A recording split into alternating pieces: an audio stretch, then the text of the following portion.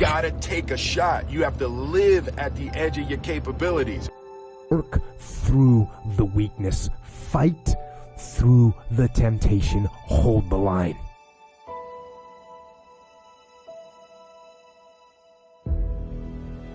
You gotta live where you're almost certain you're gonna fail. Fail early, fail often, fail forward. Those minutes and those hours, they turn into weeks and months and years, and holding the line in those critical minutes will put you in an infinitely better place, physically and mentally, if you maintain the discipline. I think we're all heading into an unforgiving environment where we're going to have to be both bold and disciplined. You know, when you go to the gym and you work out, you're actually seeking failure. You want to take your muscles to the point where you get to failure, because that's where the adaptation is. That's where growth is. Realize when you rewind the tape of your own life is that there are these crucial moments where if the luck had gone the other way, you might have gotten killed. And so what you have to do is to always be putting those extra disciplines in place, because I was lucky to live. And what I took from that is I never want to have to be lucky to live again. Discipline is the root of all good qualities. But you have to absolutely apply it to things outside of just waking up early. I want to live because of my discipline, not because of my luck. And that's what discipline is. Discipline means taking the hard road, the uphill road, to do what's right for yourself and for other people.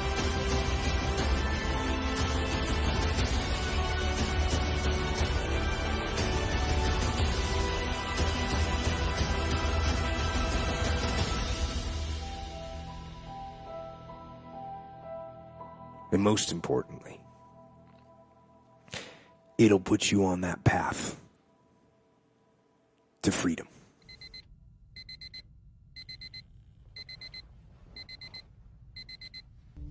It does start with waking up early. It really does.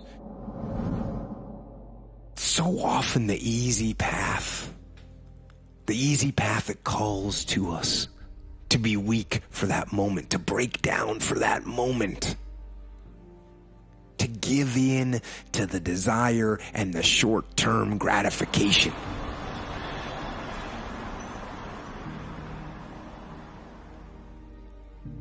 But the discipline will not allow that. The discipline calls for strength and fortitude and will. It won't accept weakness. It won't tolerate another breakdown. The discipline can seem like it's your worst enemy.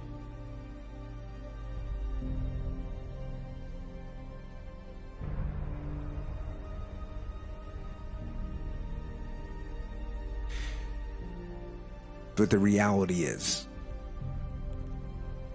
discipline is your best friend. It will take care of you like nothing else can. And it'll put you on that path. The path to strength and health and intelligence and happiness. And most importantly, it'll put you on that path to freedom. Discipline is eating the right foods to fuel your system.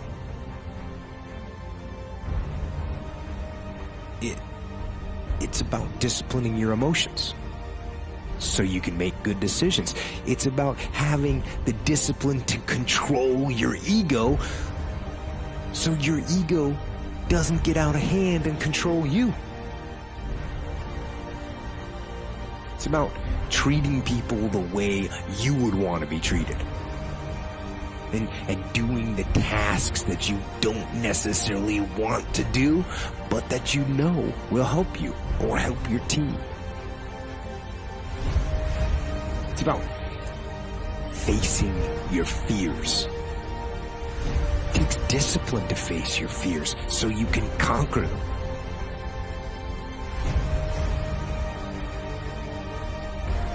How do I get the desire to have discipline? How do I get the desire to have discipline?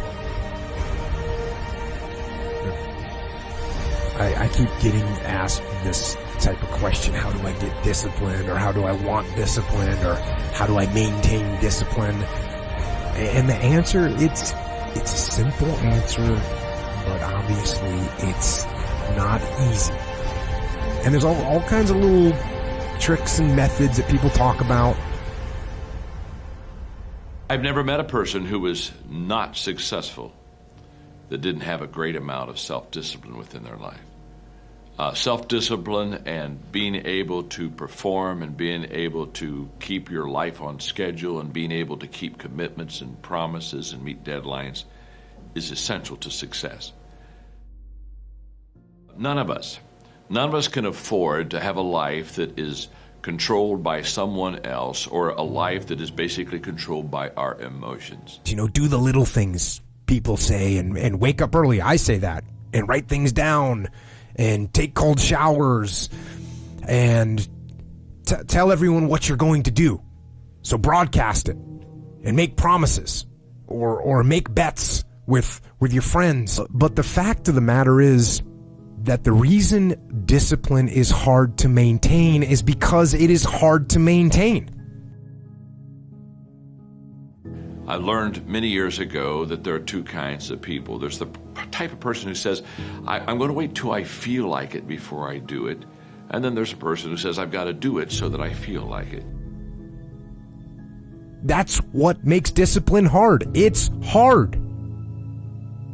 And if you hear me claim that discipline is easy for me, then straight up, that's just my ego talking. That's what that is. And it is work to maintain the discipline. That's what it is. Work. One will never get anything done because they're still waiting to feel the moment to move. And the other person says, no, I need to move, and then I will begin to feel the moment. Maintaining the standard. Giving no slack, none. That's the discipline. That's the discipline, and it is hard. So I have a challenge for every one of you this weekend. The challenge is simple. Ask yourself, am I practicing self-discipline in my life? Am I doing the things that I should do because I need to do them, or am I kind of waiting to feel the moment?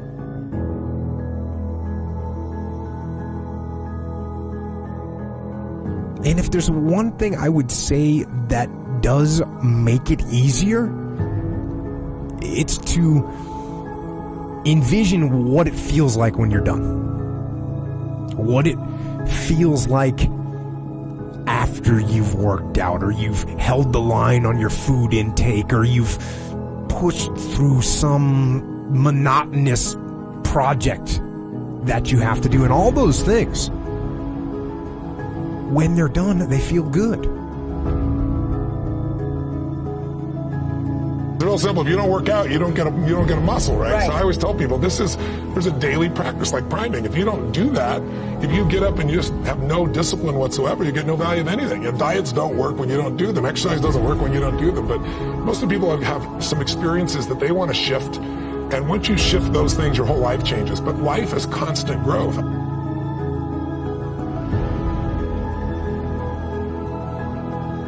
Contrary to that, envision what you will feel like later when you let the discipline slack.